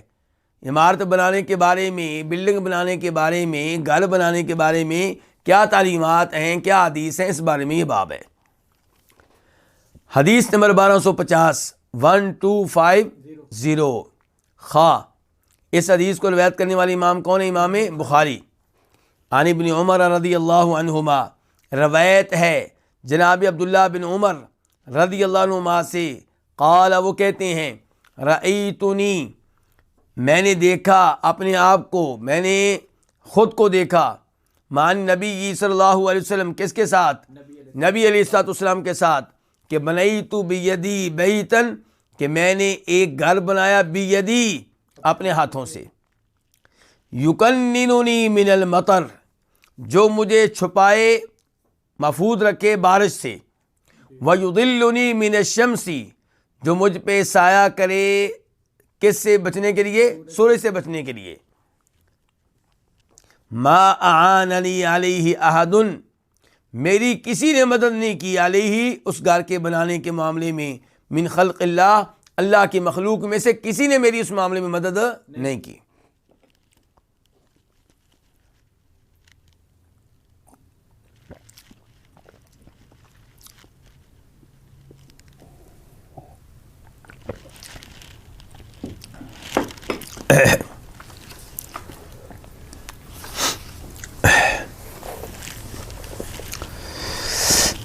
تو اس حدیث سے کیا پتہ چلا؟ جو عبداللہ بن عمر روایت کر رہے ہیں، اس سے پتہ چلا کہ گھر بنانا بالکل ٹھیک ہے، گھر بنانا ناجائز نہیں ہے، غلط نہیں ہے، اگرچہ دنیا عارضی ہے، اگرچہ ہم یہاں پہ مسافر ہیں، اگرچہ ہمارا آخری ٹھکانہ جو ہے وہ قبر ہے، اس سب کے باوجود گھر بنانے کی بہرحال اجازت ہے، گھر بنا سکتے ہیں، اس میں کوئی مسئلہ نہیں ہے۔ تو اس معاملے میں عبداللہ بن عمر کی یہ حدیث ہے، وہ کہتے ہیں کہ میں نے اپنے آپ کو نبی علیہ السلام کے ساتھ دیکھا، مراد یہ ہے کہ آپ کے زمانے میں میں نے گھر بنایا، یہ کہنا چاہتے ہیں۔ میں اپنے آپ کو دیکھ رہا ہوں، میرے ذہن میں وہ منظر ہے، میں نے اپنے آپ کو دیکھا نبی علیہ السلام کے ساتھ، کہ بنیت بیدی بیتن، میں نے اپنے ہاتھوں سے گھر بنایا۔ گھر بنانے کا مقصد کیا تھا؟ کہ وہ گھر مجھے بارش سے محفوظ رکھے اور سورج کی گرمی سے محفوظ رکھے۔ اس سے پتہ چلا گھر بنانے کا مقصد کیا ہونا چاہیے، کہ آپ بارش سے محفوظ رہ سکیں، آپ گرمی سے دور رہ سکیں، اور ایسے ہی آپ سردی سے محفوظ رہ سکیں۔ گھر بنانے کا یہ مقصد نہیں ہونا چاہیے کہ میں لوگوں کے سامنے فخر کر سکوں کہ میرا گھر بڑا عالی شان ہے، بڑا شاندار ہے، میرے جناب 2 گھر ہیں، میرے 3 گھر ہیں، یہ مقصد نہیں ہونا چاہیے۔ فخر، نمود و نمائش، یہ مقصد نہیں ہونا چاہیے، ضرورت مقصد ہونا چاہیے کہ میں نے گھر بنا کے اپنے آپ کو، اپنے بچوں کو بارش سے بچانا ہے، دھوپ سے بچانا ہے، گرمی سے بچانا ہے، سردی سے بچانا ہے۔ اس کے بعد عبداللہ بن عمر کہہ رہے ہیں کہ وہ گھر بنانے کے معاملے میں اللہ کی مخلوق میں سے میری کسی نے بھی مدد نہیں کی، میں نے خود بنایا ہے۔ اس سے پتہ چلا کہ صحابہ کرام رضوان اللہ علیہم اجمعین اپنے کام خود کرنے والے تھے، اور وہ صرف علماء نہیں تھے بلکہ وہ یہ دنیا کے کام کرنا بھی جانتے تھے۔ یعنی کہ جہاد کا موقع ہوتا تو بہترین مجاہد ہوتے، عبادت کا موقع ہوتا تو بہترین عبادت گزار ہوتے، اور گھر بنانے کی باری آتی تو اپنا گھر بھی خود ہی بنا لیتے۔ اس کے بعد باب نمبر 2، باب البناء لغیر حاجت، بغیر کسی حاجت کے بلڈنگ قائم کر دینا، بغیر کسی حاجت کے بلڈنگ کھڑی کر دینا، بغیر کسی حاجت کے عمارت بنا دینا، یہ کیسا ہے؟ پہلی حدیث میں تذکرہ ہوا ہے اس بلڈنگ کا جس کی ضرورت تھی۔ کیا ضرورت تھی؟ کہ بارش سے بچائے، گرمی سے بچائے۔ اس باب میں تذکرہ ہو رہا ہے بلڈنگ کا جو بغیر وجہ کے بنائی جائے، بغیر ضرورت کے، بغیر حاجت کے۔ حدیث نمبر 1251، 1251 خواہ۔ اس حدیث کو روایت کرنے والے کون سے امام ہیں؟ امام بخاری۔ عن قیس بن ابی حازم، روایت ہے جناب قیس بن ابو حازم بجلی کوفی سے، اور یہ مخضرم ہیں۔ یہ کون ہیں؟ مخضرم کسے کہتے ہیں؟ جس نے نبی علیہ السلام کا زمانہ پایا لیکن آپ کو دیکھ نہیں سکا۔ اب یہ دیکھیں نا، یہ نبی علیہ السلام کے زمانے میں تھے لیکن آپ کو دیکھ نہیں سکے، اس کو کیا کہتے ہیں؟ ان کو مخضرم۔ تو قیس بن ابو حازم سے روایت ہے، وہ کہتے ہیں اتیت خبابا، میں خباب کے پاس آیا۔ کون سے خباب مراد ہے یہاں پہ؟ خباب بن ارت، خباب بن ارت، میں ان کے پاس آیا۔ وَهُوَ يَبْنِي حَائِطًا لَهُ، جب کہ وہ اپنی ایک دیوار بنا رہے تھے۔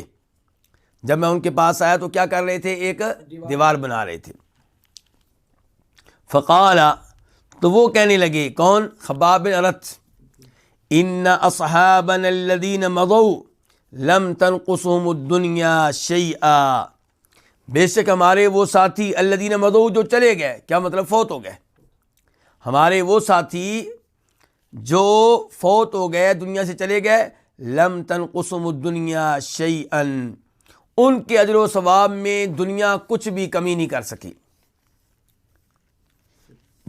جو انہوں نے نیک اعمال کیے تھے ان سب پہ انہیں اجر و ثواب ملے گا، اور وہ اجر و ثواب سارے کے سارا کب ملے گا؟ آخرت میں، کیونکہ دنیا میں انہوں نے اجر و ثواب لیا ہی نہیں، انہوں نے دنیا تو انہوں نے حاصل ہی نہیں کی، تو دنیا ان کے اجر و ثواب میں کوئی کمی نہیں کر سکی۔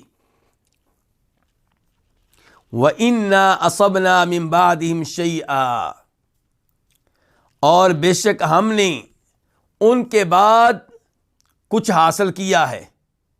ہم نے ان کے بعد کچھ حاصل کیا۔ وہ کیا حاصل کیا؟ دنیا۔ یعنی کہ وہ لوگ چلے گئے، ہمارے پرانے ساتھی، ہم زندہ رہے، فتوحات ملی، مال آنے لگ گیا، اب ہم نے تو دنیا بھی بڑی کما لی ہے، تو اب ڈر رہے ہیں کہ کہیں اس دنیا کی وجہ سے ہمارے آخرت کے جو ثواب میں کوئی کمی نہ آ گئی ہو۔ دیکھیں صحابہ کرام کو مال ملتا ہے تو کیا ہوتا ہے؟ پریشان ہو جاتی ہیں۔ کیا ہو جاتی ہیں؟ پریشان ہو جاتے ہیں، کہیں ہمیں دنیا میں فارغ نہ کر دیا گیا ہو۔ اور میں اور آپ کا پریشان ہوتے ہیں جب دنیا نہ ملے۔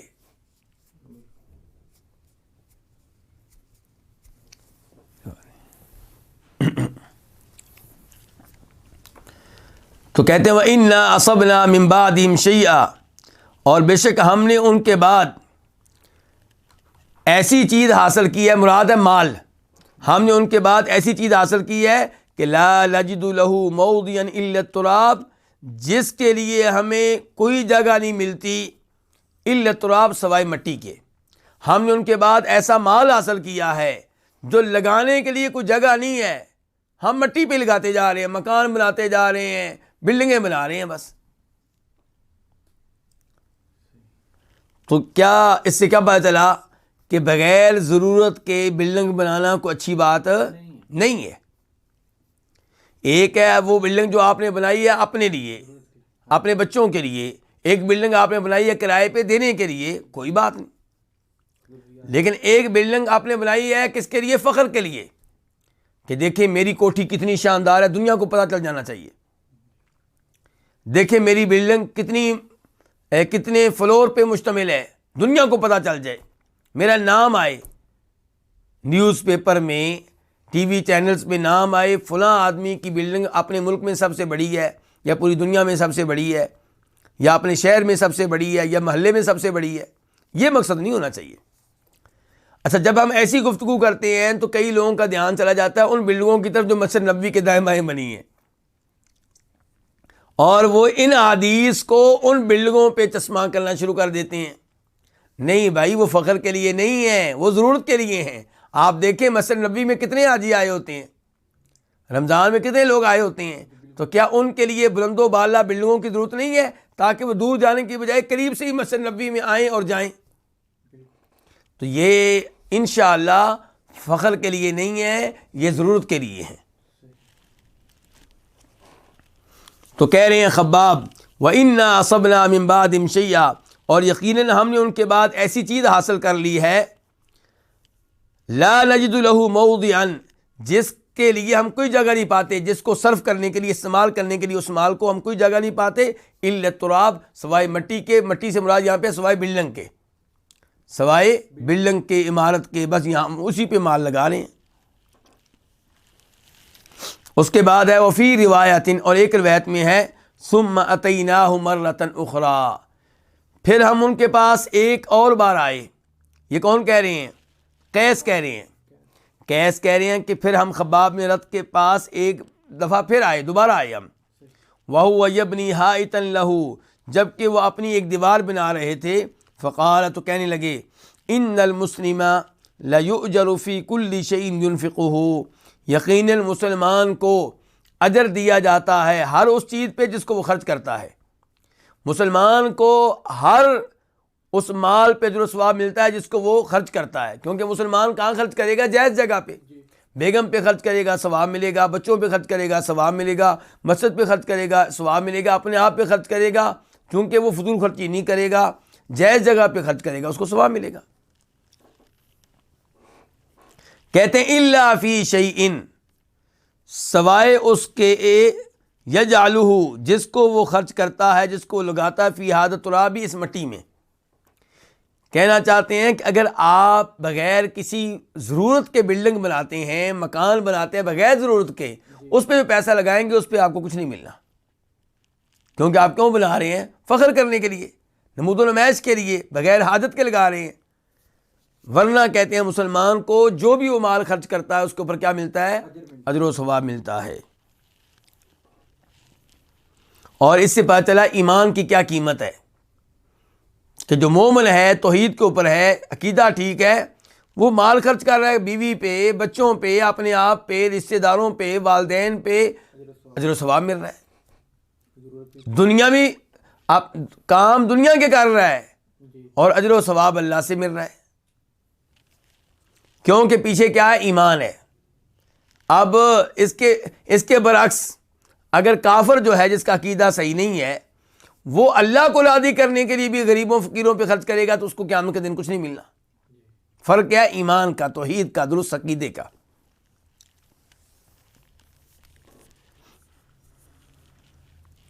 تو یہ ہے خباب بن ارت رضی اللہ تعالی عنہ.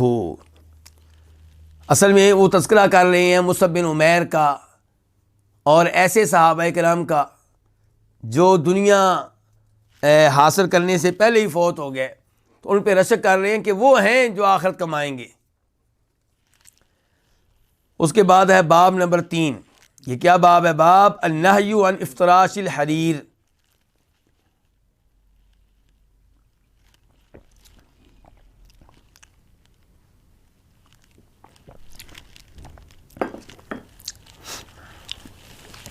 ریشم بچھانے کی ممانعت، ریشم کی کیا؟ بچھانے کی. یہاں کیا بات ہو رہی ہے؟ بچھانا، یعنی کہ بستر کے طور پہ، بستر کے طور پہ یا کسی جانور کے اوپر آپ جو رکھتے ہیں، جانور کے اوپر جو آپ بچھونا رکھیں گے، بچھونی رکھیں گے، بچھونا رکھیں گے. جی ہاں، تو یہ ان کے بارے میں. تو باب النہی عن افتراش الحریری، ریشم کو بچھونے کے طور پہ استعمال کرنے کی ممانعت، یعنی کہ ریشم بچھانا اس کی ممانعت ہے. وہ بچھانا چاہے بستر کے طور پہ ہو، چاہے کرسی کے اوپر ہو، چاہے یعنی کہ سواری کے اوپر ہو.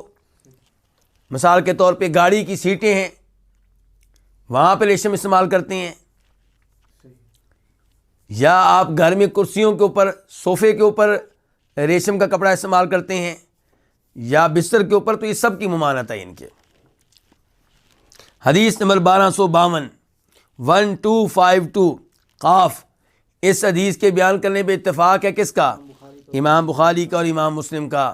عن البراء ابن عازب، روایت ہے جناب براء بن عازب رضی اللہ تعالیٰ عنہ سے. قال، وہ کہتے ہیں امرنا رسول اللہ صلی اللہ علیہ وسلم بسبع ونہانا عن سبع، ہمیں حکم دیا نبی علیہ الصلوۃ والسلام نے 7 چیزوں کا، اور ہمیں منع کیا کتنی چیزوں سے؟ 7 چیزوں سے. 7 چیزوں کا حکم دیا، 7 چیزوں سے منع کیا. امرنا بعیادۃ المریض، آپ نے ہمیں حکم دیا مریض کی عیادت کرنے کا. اگر کوئی بیمار ہے تو اس کی عیادت کی جائے، اس کی آپ زیارت کریں، آپ اس کو پوچھنے کے لیے جائیں. اور یہ بہت عظیم عمل ہے، اس کا ثواب بہت زیادہ ہے، اور اس کی احادیث ہیں مستقل طور پہ. لیکن اب تفصیل کا وقت نہیں ہے، اس لیے اسی پہ اکتفا کرتا ہوں کہ مریض کی عیادت کرنی چاہیے، اور اس میں بڑا اجر و ثواب ہے. واتباع الجنازہ، دوسرے نمبر پہ آپ نے ہمیں حکم دیا جنازے کے پیچھے جانے کا. کس کا حکم دیا؟ جنازے کے پیچھے جانے کا. یعنی کہ جنازے کے پیچھے جائیں، نماز جنازہ بھی ادا کریں، اور پھر پیچھے جائیں تدفین میں حصہ لیں. لیکن جیسا کہ آپ جانتے ہیں کہ جنازے میں حصہ لینا فرض عین نہیں ہے، فرض کفایہ ہے. تو بہرحال آپ کے یہ اوامر جو ہیں یہ سارے کے سارے وجوب کے لیے نہیں ہیں. اس کے بعد فرمایا وتشمیت العاطس، آپ نے ہمیں حکم دیا تیسرے نمبر پہ چھینک لینے والے کو جواب دینے کا. آپ نے حکم دیا چھینک لینے والے کو کیا دیا جائے؟ جواب دیا جائے. چھینک لینے والا کیا کہے گا؟ الحمدللہ کہے گا. آپ نے جواب دینا کیا کہنا؟ یرحمک اللہ. تو آپ نے ہمیں حکم دیا چھینک لینے والے کو جواب دینے کا. وإجابت الداعی، اور دعوت دینے والے کی دعوت کو قبول کرنے کا آپ نے ہمیں حکم دیا.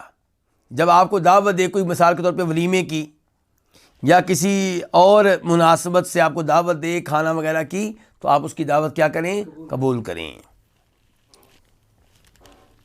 وإفشاء السلام، اور آپ نے ہمیں حکم دیا سلام عام کرنے کا، سلام پھیلانے کا. کیا مطلب؟ جدھر جائیں سلام کہیں. آپ ایک کمرے سے دوسرے کمرے میں جاتے ہیں سلام کہیں، اپنے ہی گھر میں جاتے ہیں سلام کہیں، مسجد میں داخل ہوں سلام کہیں، مسجد سے باہر نکلیں لوگ کھڑے ہیں ان کو سلام کہیں. جہاں بھی آپ جائیں مسلمان، جہاں پہ بھی آپ کو نظر آئیں، آپ انہیں کیا کہیں؟ سلام کہیں.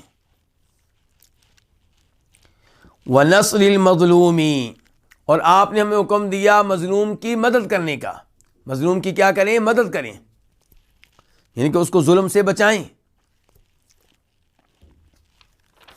وَإِبْرَارِ الْمُقْسِمِ، اور آپ نے ہمیں حکم دیا قسم کھانے والے کی قسم کو پورا کرنے کا. اگر کسی نے قسم اٹھا لی ہے تو ہم اس کی قسم کو کیا کریں؟ پورا کریں. مثال کے طور پہ میں نے آپ کو قسم دے دی کہ آپ یہ کام کریں، تو آپ کی کوشش یہ ہونی چاہیے کہ آپ میری قسم کو پورا کر دیں. آپ کی کوشش یہ نہیں ہونی چاہیے کہ میری قسم ٹوٹ جائے. آپ میری قسم کو پورا کرنے کی کیا کریں؟ کوشش کریں، میری مدد کریں تاکہ میں اپنی قسم کو پورا کر سکوں. جی ہاں.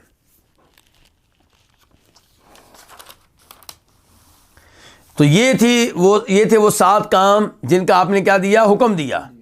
اور اس کے بعد آپ نے روکا تھا کتنے کاموں سے؟ 7 کاموں سے. فرمایا وَنَهَانَا، اور آپ نے ہمیں منع کیا، عن خواتیم الذہب، گولڈ کی انگوٹھیوں سے. ہم سے مراد پھر کون ہوں گے یہاں پہ؟ مرد. آپ نے ہمیں منع کیا سونے کی انگوٹھیوں سے. خواتیم خاتم کی جمع ہے. وعن الشرب فی الفضہ، اور آپ نے دوسرے نمبر پہ ہمیں منع کیا چاندی میں پینے سے. او قالا، یا انہوں نے کہا آنیت الفضہ، کہ آپ نے ہمیں منع کیا چاندی کے برتن میں پینے سے. راوی کو شک ہو گیا یہاں پہ کہ برتن کا لفظ ساتھ ہے کہ نہیں ہے. تو یا آپ نے ہمیں منع کیا چاندی میں پینے سے، یا لفظ یہ ہے کہ آپ نے ہمیں منع کیا چاندی کے برتن میں پینے سے. اس کا مطلب ہے کہ چاندی کے برتن استعمال کرنے کی اجازت نہیں ہے، بلکہ صحیح بات یہ ہے کہ سونے کے برتن بھی استعمال کرنے کی اجازت نہیں ہے. چنانچہ بخاری کی حدیث نمبر 5633 میں الفاظ ہیں لا تشربوا فی آنیۃ الذہب والفضہ، کہ سونے اور چاندی کے برتنوں میں نہ پیو.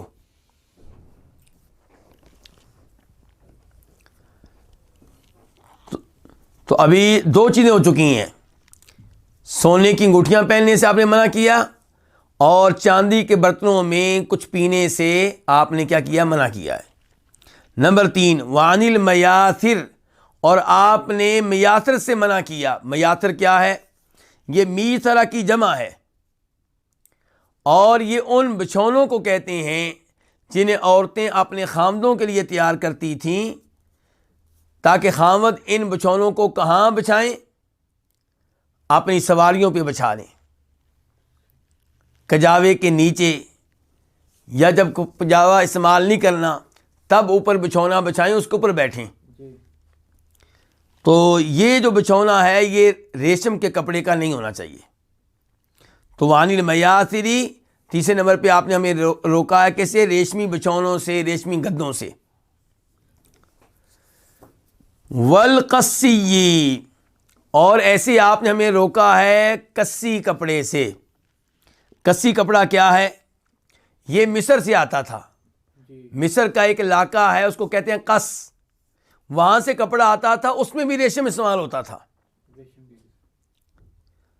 آپ دراصل ریشم کی سبھی اقسام بتانا چاہ رہے ہیں کہ کوئی یہ نہ سمجھے کہ نہیں یہ ریشم نہیں تو دوسرا ریشم حلال ہے. نہیں، آپ بتا رہے ہیں کہ ریشمی گدے استعمال کرنے سے بھی اللہ کے رسول نے روکا ہے. والقصی، اور کسی جو ریشم ہے، ریشمی کپڑے ہیں، ان سے بھی آپ نے کیا کیا ہے؟ روکا ہے. وعن لبس الحریری، اور آپ نے ریشم کا لباس پہننے سے روکا ہے. ریشم کا لباس پہننے سے روکا ہے. والدیباج، اور آپ نے کس سے روکا ہے؟ دیباج سے روکا ہے. دیباج بھی کس کو کہتے ہیں؟ ریشم کو کہتے ہیں. والاستبرق، اور استبرق سے روکا ہے. یہ کس کو کہتے ہیں؟ یہ بھی ریشم کو، یہ موٹے ریشم کو کہتے ہیں. کس کو کہتے ہیں؟ ریشم کے موٹے کپڑے کو کہتے ہیں الاستبرق. تو بہرحال آپ نے ہر طرح کا ریشمی کپڑا استعمال کرنے سے منع کیا. کن کو؟ مردوں کو. ریشمی کپڑے عورتیں پہن سکتی ہیں، عورتیں پہن سکتی ہیں، لیکن مرد جو ہیں ان کو ریشمی لباس پہننے کی اجازت نہیں ہے. تو یہ وہ ہے جس سے منع کیا ہے نبی علیہ الصلوۃ والسلام نے، اور شروع میں وہ چیزیں تھیں جن کا آپ نے حکم دیا ہے. اور جن چیزوں کا آپ نے حکم دیا ہے ان میں سے کئی چیزیں وہ ہیں جو واجب ہیں، اور کئی چیزیں وہ ہیں جو واجب نہیں ہیں، مستحب ہیں، لیکن بہتر یہ ہے کہ ان پہ عمل کیا جائے. اور جن سے آپ نے منع کیا ہے، ان سے جو آپ نے منع کیا ہے یہ اس میں کافی سختی ہے. اس میں کیا ہے؟ کافی سختی ہے، اس میں نرمی نہیں ہے. مثال کے طور پہ سونے کو آپ لے لیں. نبی علیہ السلام نے ایک صحابی کی انگلی میں سونے کی انگوٹھی دیکھی تو اتار کے پھینک دی تھی، اور فرمایا تھا کہ کیا تم اپنی انگلیوں میں آگ کے انگارے ڈال لیتے ہو؟ تو اس سے آپ اندازہ لگا سکتے ہیں کہ یہ کتنا خطرناک ہے۔ بس یہ ایک باب اور ایک حدیث ہم پڑھ لیں، کیونکہ اس حدیث کا تعلق پچھلی حدیث سے ہے، اس کے بعد درس کا اختتام کریں گے۔ باب نمبر 4، باب النہی عن آنیۃ الذہب والفضہ، سونے اور چاندی کے برتنوں کی ممانعت۔ حدیث نمبر 1253 1253 قاف۔ اس حدیث کے بیان کرنے پہ اتفاق ہے کس کا؟ امام بخاری کا اور امام مسلم کا۔ عن ام سلمہ زوج النبی صلی اللہ علیہ وسلم، روایت ہے ام سلمہ سے جو وائف ہیں کس کی؟ نبی علیہ الصلوۃ والسلام کی۔ ان رسول اللہ صلی اللہ علیہ وسلم قال، کہ بے شک رسول اللہ صلی اللہ علیہ وسلم نے فرمایا، الذی یشرب فی آنیۃ الفضہ، جو پیتا ہے کس میں؟ چاندی کے برتن میں، انما یجرجر فی بطنہ نار جہنم، سوائے اس کے نہیں وہ اپنے پیٹ میں جہنم کی آگ ڈال رہا ہے۔ تو چاندی کے برتنوں میں پینے والا اپنے پیٹ میں پانی نہیں ڈال رہا، دودھ نہیں ڈال رہا، بلکہ کیا ڈال رہا ہے؟ جہنم کی آگ ڈال رہا ہے۔ اللہ رب العزت سے دعا ہے کہ اللہ رب العزت ہمیں جہنم کی آگ سے محفوظ رکھے، اور چاندی کے برتن استعمال کرنے سے، سونے کے برتن استعمال کرنے سے بچائے، ہم مردوں کو ریشمی لباس استعمال کرنے سے بچائے، اور اللہ رب العزت ہمیں نبی علیہ السلام کی دی گئی تعلیمات پہ عمل پیرا ہونے کی توفیق دے، تاکہ ہم جنت کا ریشم استعمال کر سکیں، تاکہ ہم جنت کا سونا استعمال کر سکیں، اور جنت کی دیگر نعمتیں استعمال کر سکیں۔ اللہ ہم سب کو عذاب قبر سے اور عذاب جہنم سے محفوظ رکھے۔ یا اللہ جتنے مسلمان مریض ہیں سب کو شفا دے، جو فوت ہو چکے ہیں انہیں جنت میں اعلیٰ مقام عنایت فرما، اور ہم سب کو حدیث رسول علیہ الصلوۃ والسلام کے ساتھ جوڑ دے۔ جو میرے بھائی اس دورے میں اب تک ثابت قدم ہیں، یا اللہ انہیں مزید ثابت قدمی دے، اور جو حدیثیں رہ گئی ہیں وہ ہمیں پیار و محبت کے ساتھ پڑھنے کی توفیق عنایت فرما۔ وصلی اللہ تعالی علی نبی محمد و آلہ و صحبہ اجمعین۔